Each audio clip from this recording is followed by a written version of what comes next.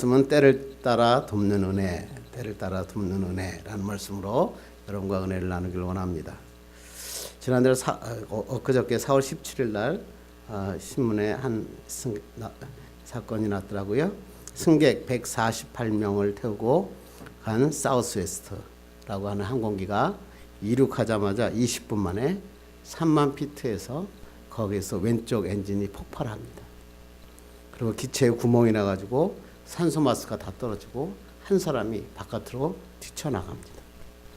정말 위급한 상황에 다 죽게 되었을 때 그때 이 여성 기장 테미 조 슐츠라고 하는 사람이 나옵니다.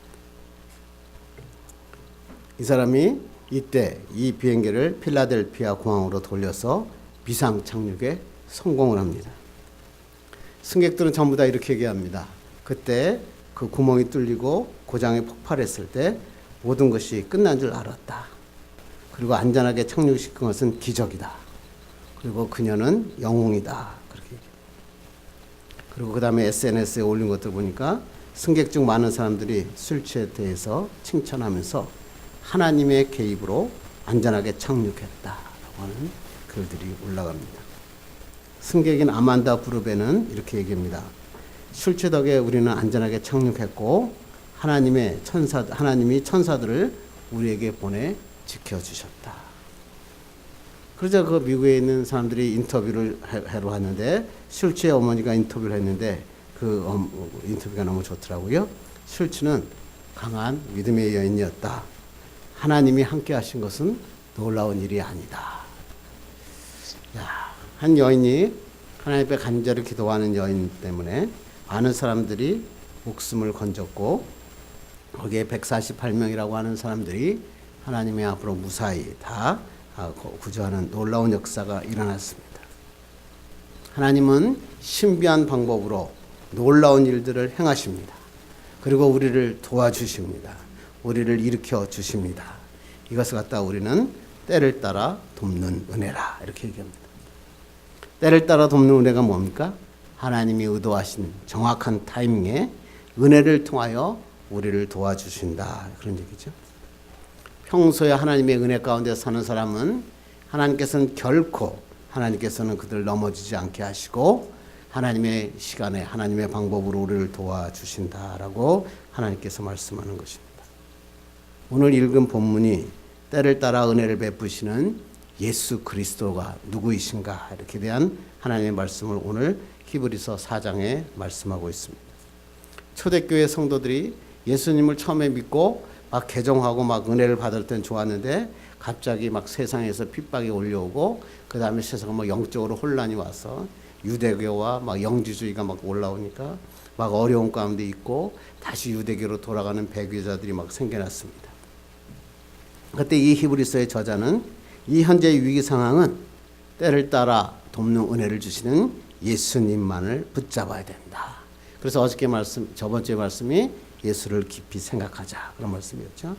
이 은혜를 얻기 위해서는 믿는 도리를 굳게 지켜야 된다. 하나님의 말씀을 잘 지켜야 되고 은혜의 보좌 앞에 담대하게 나가야 된다. 그래서 오늘 본문을 통해서 때를 따는 돕는 은혜를 얻기 위해서 내가 해야 될 일은 무엇이고 하나님은 어떻게 우리를 도와주시는지 성경을 통해서 은혜 받고 말씀 나누길 간절히 바랍니다. 어떤 20살 아들이 있었어요. 이 아들이 있었는데 부모 앞에 자꾸만 반항을 합니다. 그러면서 자꾸만 나 집을 나가겠다 그런 거예요. 그래서 가족을 막 힘들게 합니다. 아버지가 도저히 안 되겠다. 그래서 전 가족 다 모여라. 그래서 가족 회의를 했다 그러죠. 아버지가 먼저 놓고 확 짜증스러운 목소리로 이 아들에게 윽박 지릅니다. 야, 나는 걸젓하면 집을 나가겠다고 하는데 뭐 때문에 집을 나가려고 그러냐. 그랬더니 아들이 큰 소리로 이렇게 얘기합니다. 아버지, 나도 내 인생을 바로 살기 위해서 나가려고 합니다. 그러니까 아버지가 화가 더 났습니다. 아니 도대체 내가 추구하는 인생이 도대체 무엇이길래 집에서는 안 되고 꼭 바깥으로 나가야 되냐. 그랬더니 아들이 이렇게 합니다. 제가 바라는 인생은요. 돈도 많이 벌고 그 다음에 여행도 많이 다니고 그 다음에 마음에 맞는 여자도 만나고 그렇게 즐겁게 사는 게 내 인생입니다. 그런데 어떻게 우리 집에서 그런 인생을 살 수가 없습니다. 그러죠? 그때 아버지가 뭐라고 그랬을까요? 저는 이것 때문에 한 번 있었습니다. 아버지가 그 아들이 그렇게 큰 소리를 치니까 아버지가 벌떡 일어나면서 이렇게 얘기합니다. 야 임마, 그런 거 있으면 나도 같이 가자. 하나의 풍자 얘기겠죠. 그런데 이것은 지금 현 시대의 사람들을 그대로 반영하고 있는 지금 세태를 모형하고 있습니다. 지금 현재 있는 한국의 많은 사람들이 지금 내가 가지고 있는 삶, 내가 가지고 있는 사람, 내가 가지고 있는 것들에 대해서 하고 있는 일에 대해서 만족하지 못한다는 거예요. 내가 행복하게 살 수 있는 방법을 추구하고 있다 그러죠. 근데 톨스토이는 이렇게 얘기합니다. 이 세상에서 가장 중요한 것은 지금까지 만나왔던 사람도 있을 수 있고 앞으로 만날 수 있는 사람도 있겠지만 가장 중요한 사람은 뭐야? 지금 내가 만나고 있는 사람이다. 내가 가장 만나고 있는 사람을 우리가 살아가야 된다. 이렇게 얘기합니다. 그렇습니다. 사람이 살아가면서 누구를 만나느냐 참 중요한 것 같습니다. 우리가 인생을 살면서 두 종류의 사람을 만나게 되죠. 첫 번째 뭐예요? 만나면 만날수록 더 만나고 싶은 사람이죠. 만나면 만날수록 더 좋고, 야, 참 저 사람은 좋은 사람이야. 또 어떨 때는 뭐예요? 만나면 만날수록 야, 이젠 그만 만나야겠다. 그런데 그것을 끊지 못하고 만나는 그런 사람들이 있게 되죠. 여러분은 어떤 종류의 많은 사람들이, 여러분 주위에는 어떤 사람들이 많이 있습니까? 만나면 만날수록 만나고 싶은 좋은 사람들이 많이 있습니까? 아니면 아이고 저건 안 만나야 되는데 그러면서도 할 수 없이 만나는 사람이 있습니까? 그 여러분이 지금 만나고 있는 사람이 어떤 사람인가에 따라서 여러분의 행복과 여러분의 성공이 결정됩니다. 저도 과거를 가만히 돌이켜보면 제가 잘 나가고 성공하고 그 다음에 어떤 큰 일을 할 때 보니까 좋은 사람들이 주위에 있었다는 것을 깨닫게 됩니다. 어떤 일을 할 때 항상 좋은 길을 선택하게 나에게 항상 좋은 것을 선택하게 하게 하고 힘들 때는 도와주고 그리고 격려해주고 그 다음에 그럴 때 사업도 잘 되고 그 다음에 모든 일이 잘 나갔던 것을 기억합니다. 그런데 보니까 사업이 어려울 때 가만히 생각해 보니까 그렇게 좋은 사람들이 자꾸만 떠나가는 겁니다. 그리고 갑자기 자기의 이익만을 추구하는 사람들이 자꾸만 나타나고 정도보다는 편법을 추구하고 이렇게 해서 돈을 벌어야겠다. 그러면서 약속을 어기고 그런 사람들이 갑자기 주위에 쓱 몰려옵니다. 그렇게 모르게 그때 사업이 너무나 힘들어지고 있을 때가 생각납니다. 그래서 제가 서초동에서 집을 전부 없애고 안양으로 이사를 갈 때 그때 생각을 해보니까 야, 그때 내가 정말 내 주위에 그 좋은 사람들이 다 없어지고 항상 편법과 다른 법으로 사업하려던 사람들만 옆에 모였던 것을 기억하게 됐습니다.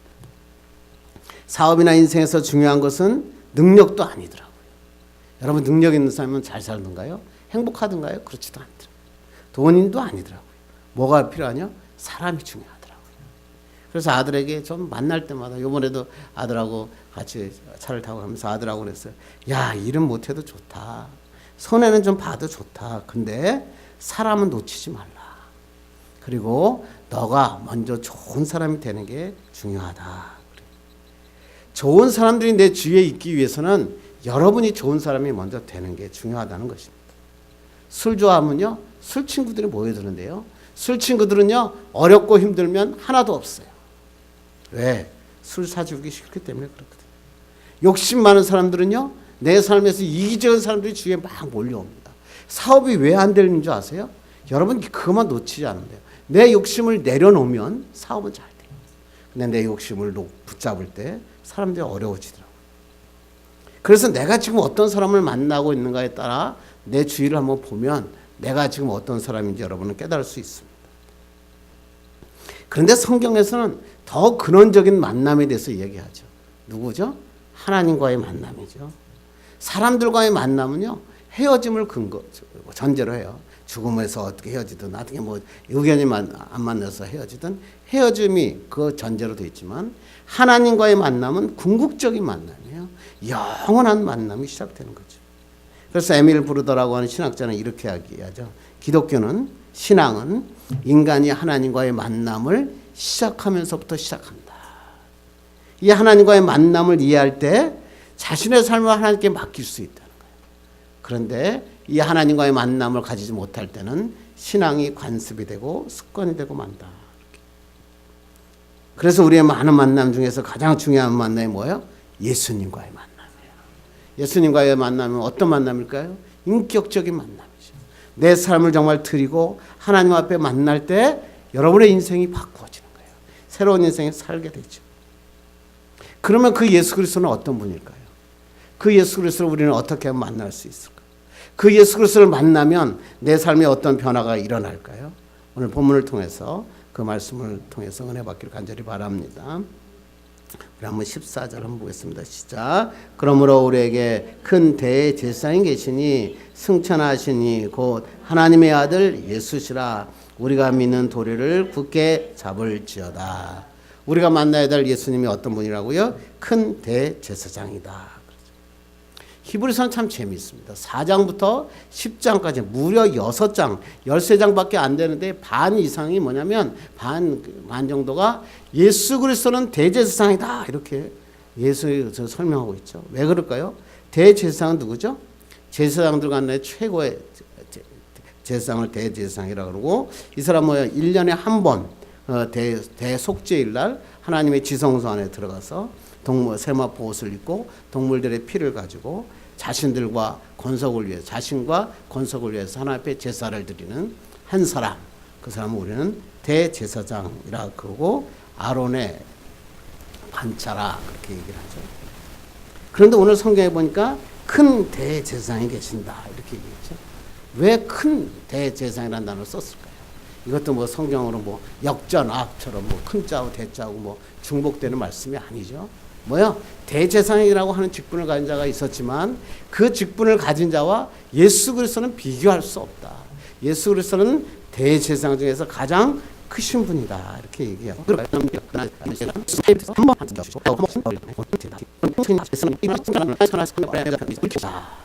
다른 말로 얘기하면 이거는 뭐예요? 유일한 중보자다. 우리가 힘들고 어려울 때 우리를 항상 지켜보고 계시다가 우리에게 은혜가 필요할 때 우리에게를 위해서 은혜를 베푸신 중보자는 예수 그리스도밖에 없다. 이렇게 성경에 기록하고 있습니다. 또 15절 한번 보겠습니다. 시작. 우리에게 있는 대제사장은 우리의 연약함을 동정하지 못하실 리가 아니요 모든 일에서 우리와 똑같이 시험을 받으시니로되 죄는 없으시로다. 왜 이렇게 어려운 단어를 썼을까요? 우리의 연약함을 동정하지 못하실 리가 아니요. 이게 다른 말로 얘기하면 우리의 연약함을 동정하신다, 위로하신다. 근데 왜 반대를 썼을까요? 강조하기 위해서. 하나님은 진짜로 우리의 연약함을 동정하시고 위로하시는 분이다. 우리가 시험을 물리칠 수 있는 능력을 얻기 위해서 예수님께서 시험마저 감당하셨다. 그렇게 하나님께서 우리에게 말씀하고 있습니다. 다른 말로 얘기하면 우리가 시험 받아서 어렵고 힘들 때 하나님은 나의 위로자가 되시고 그 능력을 주시기 위해서 예수님은 십자가에 못 박아 돌아가시고 부활하셔서 하나님의 놀라운 역사를 이루셨다. 이렇게 하나님께서 우리에게 말씀하고 있습니다. 이 말씀을 읽다가 그럼 연약함이란 게 뭘까? 이렇게 생각해 봤어요. 연약함이 뭐죠? 어떤 일을 만났을 때 내 힘으로 할 수 없구나. 그때 느끼는 것을 우리는 연약합니다. 그리고 어떻게 돼요? 쉽게 낙심하고 쉽게 포기해버리죠. 그래서 남의 말에 와서 뭐라 그러면 상처받습니다. 연약한 자들은 하나님께서 누가 와서 뭐라고 얘기하면 막 자존심이 상해가지고 어떻게 그럴 수 있느냐. 내가 누군데 감히 그러죠. 그러다 보니까 죄의 유혹에 빠지죠. 쉽게 사람들이 와가지고 막 유혹에 빠뜨려버려요. 그래서 술에 빠지기도 하고 다른 사업에 빠지기도 하고 그러죠. 힘든 일이 있으면 포기하고 넘어지죠. 집에 와가지고 막 쓰러져 버리는 거예요. 그런 사람들이 많죠. 왜 그럴까요? 저는 이 어떤 사람이 이 한 컬럼이 너무나 마음에 들었어요. 손바닥에 가시 있죠. 사람들에게 손바닥에 가시가 있으면 이것을 해결하는 방법은 뭘까요? 손바닥에 가시를 빼야 됩니다. 손바닥에 가시를 빼지 않고 누군가 찾아와서 악수를 하면 어떻게 되죠? 가시가 자기 손을 찌릅니다. 그러니까 막 아픕니다. 근데 아픈데 뭐라고 얘기죠? 상대방이 막 화를 냅니다. 왜 나에게 악수를 크게 세게 했냐? 막 화를 내죠. 여러분 문제의 본질이 어디에 있죠? 자기 손에 가시. 그러면 어떻게 하면 이것이 아프지 않게 살 수 있을까요? 그 가시를 손에서 빼어내요. 그리스도인으로 살아가는데 감사가 기쁨이 넘치지 못하는 건 뭐죠? 우리 마음에 상처를 주는 가시를 빼내어 버려야 돼요. 먼저 하나님 앞에 나와 이 상처의 가시가 뽑혀 나올 때, 손의 가시를 먼저 뽑힐 때 기쁨과 감사가 나왔으니까. 이게 뭐죠? 이기적인 생각, 남을 미워하는 마음, 어떤 일도 만나면 항상 남의 탓하는, 그러면서 남의 탓을 하는 그런 마음들, 그런 나쁜 마음들, 우리에서 손의 가시를 빼내야 됩니다. 어떻게 뺄 수 있을까요? 노력하면 빠지나요? 내가 나쁘면 이기적인 생각이 있는데, 오늘부터 이기적인 생각하지 말자, 그런다고 이기적이지 않게 되나요? 그렇지 않더라. 어떻게 해야 될까요? 주님의 은혜로 녹여야 돼요. 그게 예수 믿는 겁니다. 그래서 예수님을 만날 때 성경에서는 뭐라 그래요? 하나님과의 인격적인 만남이다. 주님의 은혜로 녹여버리고, 하나님의 은혜로 내 마음에 있는 이 상처의 가시를 녹여버릴 때 하나님의 사람으로 살아갈 수 있어요. 영적인 회복이 일어납니다. 여러분의 인생의 문제가 해결되기 시작합니다. 그래서 그리스도인은 상황이 바뀌지 않아도 기뻐하고 감사할 수 있습니다. 이렇게 사는 것을 우리는 그리스도인이라 그럽니다. 여러분 신앙생활 하면서도 불평과 불만이 사라지지 않고 있지는 않습니까? 뭐 이래? 예수 믿었는데도 왜 이래? 그렇게 자꾸만 생각이 드시면 다시 주님을 만나셔야 돼요. 다시 큰 대상 되시고 위로자 되신 예수님을 내 마음의 주인으로 모실 때 이 상처가 사라지고 기적의 역사가 일어납니다. 그렇게 되면 모든 것들이 감사의 조건이 돼요. 여러분의 어려움들이 간증의 제목이 돼요. 이렇게 살 때 축복과 역사가 일어납니다. 그렇게 주님을 만나기 위해서 우리가 해야 될 일이 있겠죠. 우리 한번 16절 읽겠습니다. 시작. 그러므로 우리는 긍휼하심을 받고 때를 따라 돕는 은혜를 얻기 위하여 은혜의 보좌 앞에 담대히 나아갈 것이니라. 어떻게 하라고요? 은혜의 보좌 앞에 담대히 나가라. 은혜의 보좌, 스로노 뭐야? 왕의 보좌, 하나님의 보좌란 뜻이요. 이게 오늘 구약에서는 뭐냐면 성막 안에 있는 속죄소, 우리 시은소라고 하는 거 있죠. 하나님 임재하시는 곳 있잖아요. 그것을 갖다가 은혜의 보좌라고 그러죠. 거기 오늘 성경 보니까 담대히 나가라 그랬어요. 담대히 파레이시아라는 뜻은 뭐냐면 자유롭게 그런 뜻이에요. 담대하게 확고한 태도를 가지고 그런 뜻이에요. 하나님 임재하심이 있는 속죄소는 1년에 한 번 대제사장만이 갈 수 있는 그것이었는데, 예수께서 십자가에 못 박아 돌아가심으로 지성소의 휘장이 갈라지고 우리가 그것을 어떻게 해요? 담대히 자유롭게 언제든지 나아갈 수 있는 상태가 되었다. 그러므로 너희는 자유롭게 확고한 태도를 가지고 주님의 전하에 나가라. 이게 뭐란 얘기예요? 쉽게 얘기하면 기도해라 이거죠. 하나님의 은혜 앞에 보좌 앞에 나간다는 것은 뭐예요? 하나님 앞에 무릎을 꿇고 언제든지 기도해라. 하나님께서 우리에게 말씀하고 있다고 하는 것입니다. 강헌구 씨가 쓰는 가슴 뛰는 삶이라는 책이 있는데요. 그 책에 보니까 너무 좋은 말이 있더라고요.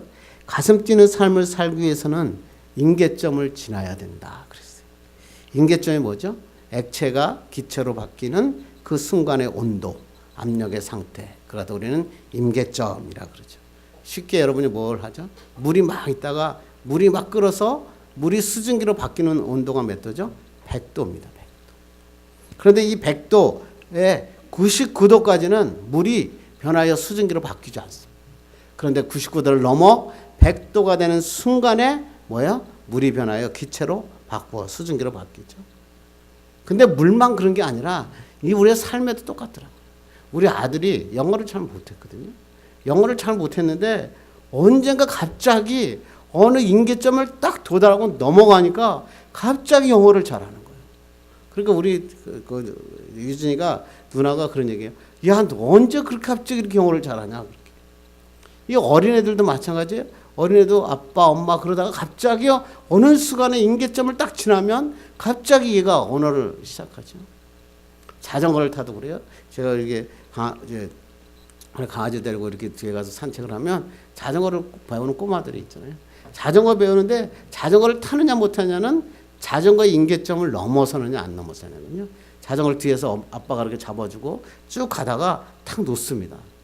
노는 순간 계속 넘어지죠.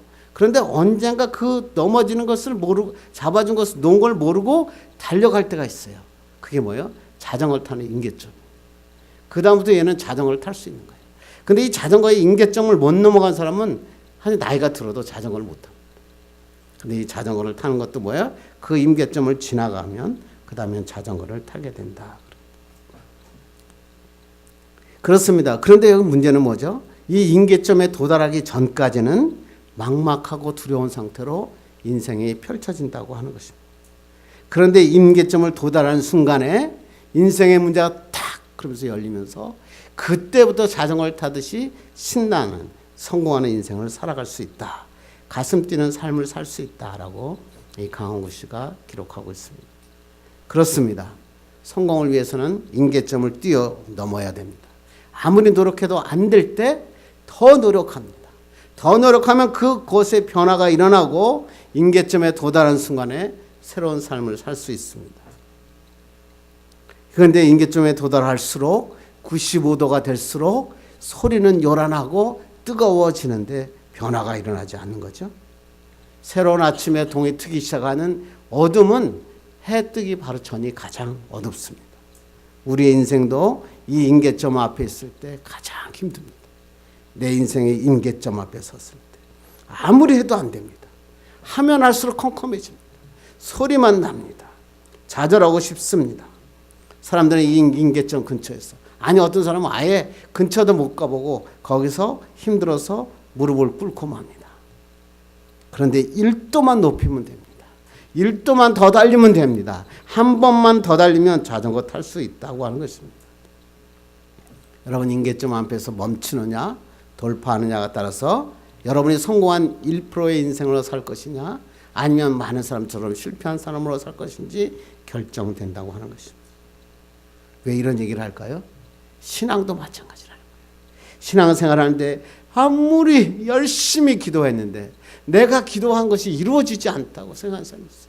하나님 내가 그렇게 평생을 기도했는데 왜 이루어지지 않습니까? 왜 응답이 없습니까? 주님 앞에 주일 성수도 했고 11조도 하고 교회도 봉사하고 눈물 흘리면서 예배를 드렸는데 왜 아무것도 일어나지 않습니까? 뭐요? 신앙의 임계점, 기도의 임계점을 돌파하셔야 됩니다. 여기서 멈추시면 변화가 일어나지 않습니다. 임계점을 통과하면 물이 기체가 변하여 수증기가 되어 날아가듯이 여러분의 신앙의 모든 문제들이 인생의 문제들이 해결됩니다. 하나님의 역사가 일어납니다. 멈추실 것인가? 더 기도할 것인가? 여러분이 결정하셔야 됩니다. 그렇게 되면 하나님의 역사가 일어나고 하나님의 기적이 일어납니다.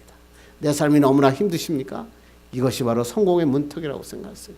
문턱을 넘어서기 위해서는 앞에 있는 길이 어렵잖아요. 이 어려울 때 하나님의 기적이 일어나죠. 여리고성을 하나님께서 적과 꿀이 흐르는 땅을 가나안 땅을 주신다 그랬잖아요. 그래서 이스라엘 백성들이 요단강을 건너가요. 요단강을 딱 건너가니까 그 앞에 뭐야? 적과 꿀이 흐르는 땅이 쫙 내 것인 줄 알았잖아요. 그런데 앞에 뭐가 달려있죠? 여리고성이 막혀요. 그때 여리고성을 어떻게 하죠? 하나님께서 그냥 쫙 다 밀어버리시나요? 전쟁을 통해서. 하나님 앞에 순종하며 나갈 때 이 여리고성을 점령해 나가는 겁니다. 여러분의 인생에도 기도하시는 분은 여러분에게 하나님께서 능력과 힘을 주셔서 승리하게 하시고 역사하여 주십니다. 이러한 신앙의 임계점을 뛰어넘는 여러분 되기를 간절히 바랍니다. 그렇게 되면 어떤 일이 일어납니까? 전문 16절 읽겠습니다. 시작. 그러므로 우리는 긍휼하심을 받고 때를 따라 돕는 은혜를 얻기 위하여 은혜의 보좌 앞에 담대히 나아갈 것이니라. 은혜의 보좌 앞에 담대히 나아가면 어떻게 된다고요? 때를 따라 돕는 은혜를 주신다. 그게 바로 하나님의 축복이죠. 여기 때를 따라라고 하는 원어의 유카이론이라는 뜻인데요. 유 뭐면 좋은 적절한 그런 뜻이고요. 카이론 카이로스 이런 거 많이 들었죠. 시기 때 그런 뜻이니까 유 카이로스 그러니까 적절한 시기 때라고 하는 것이 합성어죠. 다시 한국말로 하면 가장 좋은 시간, 가장 좋은 타이밍. 하나님께서 언제 가장 좋은 타이밍에 여러분에게 은혜를 베풀어 주신다. 왜 하나님의 때에 하나님의 방법으로 우리에게 역사하실까요? 내가 너를 섭리 가운데 인도하고 있다는 것을 우리에게 깨닫게 하여 주시기 때문에 그렇습니다. 여러분 이러한 하나님의 때에 하나님의 은혜를 경험한 여러분에게 간절히 바랍니다. 너무나 유명한 얘기가 있죠. 로버트 블루스 얘기죠. 스코틀랜드의 독립운동가입니다. 이 스코틀랜드의 독립운동가가 막 적들이 이 사람을 잡으려고 하니까 막 피해 통망하다가 동굴 속으로 쑥 들어가죠. 동굴 속에 들어서 야 이제 죽게 됐구나. 그래가지고 거기서 딱 숨어 있는데 갑자기 거미 한 마리가 쭉 나와. 그래서 거미 한 마리 나와서 그 동굴을 거미줄로 다 치는 거예요. 그랬더니 적들이 딱 어디서 보니까 우리 만약에 사람이 들어갔다면 이 동굴이 거미줄이 쳐 있을 리가 없다. 그러면서 이 사람들이 이 동굴은 안 당할 것이다. 그리고 이 로버트 브루스가 살아나죠. 그 다음에 그 브루스가 하나님 앞에 이렇게 얘기합니다. 하나님, 거미배, 조그만 거미배에 나의 필요한 터를 마련해 주시고 거미 한 마리를 적절한 때 나를 보내주셔서 거미줄을 치게 하셔서 나를 살게 하시니 하나님 감사합니다. 이게 뭐예요? 이게 때를 따라 돕는 하나님의 은혜예요. 하나님은 조그만 거미 뱃속에다가 거미줄을 왕창 집어넣으셔가지고 그 거미 한 마리가 정말로 내가 죽을 때 나타나서 거미줄을 쳐서 그 사람을 살려주시는 거예요. 이게 바로 하나님의 방법이죠. 하나님은 여러분에게 이러한 놀라운 일을 이루어 주십니다. 어떤 목사님 설교집을 읽으니까 포항에 있는 김상태 집사님이란 분에 대한 얘기를 하더라고요. 이분이 생선 횟집을 했대요. 포항에서 대형 정치망 어장을 하나 갖고 있었고 그 다음에 거기서 횟집을 하고 있었고 동네 시골교회 재정부장을 했던 집사님이라 그러지. 그런데 이게 그러니까 물고기도 안 잡히고 횟집도 안 돼가지고 무려 4억 6천만 원이나 되는 빚을 지게 됐다 그럽니다. 건강도 망가졌다 그럽니다. 그랬더니 사람들이 막 그럽니다. 거 봐라. 고사 지내야지. 영화 함께 제사 지내야 바닷일은 된다. 그렇게 얘기합니다. 사람들이 이렇게 할 때 이 김상태 집사가 거기서 무너진 게 아니라 아예 하나님의 전에 가서 무릎을 꿇어버립니다. 하나님, 주님이 알아서 해결해 주시옵소서. 하나님께 모든 맡깁니다. 그래서 맡겼는데요. 크리스마스 이브 날 놀라운 일이 났어요. 막 동생이 막 전화가 왔습니다. 왜 그럴까요? 이 정치망에 방어가 5천 마리가 잡혔다. 근데 이 5천 마리냐 방어는 이렇게 정치망을 이렇게 들어가는 입구가 있는데 줄 서서 들어가도 밤새 5천 마리가 들어가기 어렵답니다. 근데 5천 마리 들어가지고요. 그 방어가 그렇게 비싸대요. 그래서 그 방어를 팔았더니 얼마를 벌었는지 아십니까? 5억 6천만 원. 5억 6천만 원을 벌어서 하나님 앞에 11조 드리고 그 다음에 빚을 갚았더니 그 다 끝나. 얼마나 감사해요. 그러니까 사람들이 그 김상태 집사를 보고 이 김 집사님에게 일어난 일은 베드로의 기적이다. 그래서 이 사람이 베드로의 기적으로 유명하답니다. 그리고 이 사람이 하나님 앞에 너무나 감사해서 하나님 내가 교회를 짓게 하여 건축하게 해주옵소서. 하나님 앞에 서원하고 기도했더니 그 다음에 고래가 잡혔어요. 그래가지고 거기 또 하나님의 성전을 건축했어요. 그래서 이 사람은 베드로의 기적을 일으키는 사람이다. 그랬다. 그래서 포항에 있는 구객교회라고 하는 교회를 건축했고요. 또 그뿐만 아니라 은퇴 목사님들을 위해서 선교센터를 건립해서 하나님의 일을 계속하고 있다. 여러분, 브루스나 김집사 얘기가 아니라 꿈의 교회 여러분들의 얘기가 되었으면 좋겠습니다. 하나님은 이렇게 놓아주십니다. 은혜의 보좌 앞에 나가기만 하면 때를 따라 돕는 은혜를 주님이 허락하여 주십니다. 사람들은 운이 좋아서 그렇다 그럽니다. 거미 때문에 살았다 그럽니다. 사람 때문에 살았다 그럽니다. 방어 때문에 살았다 그럽니다. 그런데 예수 그리스도를 믿는 우리는 거미가 도와줄 수도 있고 사람이 도와줄 수도 있고 방어가 쫓아올 수도 있습니다. 그런데 거미를 보는 게 아니라 그 뒤에서 일하시는 하나님을 바라보는 것입니다. 이게 바로 때를 따라 돕는 은혜이고 이 때를 따라 돕는 은혜는 하나님께서 적당한 타이밍에 반드시 이루어 주신다는 것입니다. 이런 축복의 사람들 되기를 간절히 바랍니다. 이제 말씀을 맺으려고 합니다. 혹시 여러분 힘들고 어려우신 분이 계십니까? 하나님의 은혜의 보좌 앞에 나오시기 바랍니다. 하나님을 다시 한번 만나고 하나님 앞에 무릎을 꿇으시기 바랍니다. 아무리 노력해도 안 되셨습니까? 정말로 내가 오랫동안 기도했는데도 이루어지지 않았다라고 생각할 때 어떻게 해요? 하나님의 신앙의 임계점, 기도의 임계점을 생각하시기 바랍니다. 이 기도의 임계점만 통과하면 되는구나.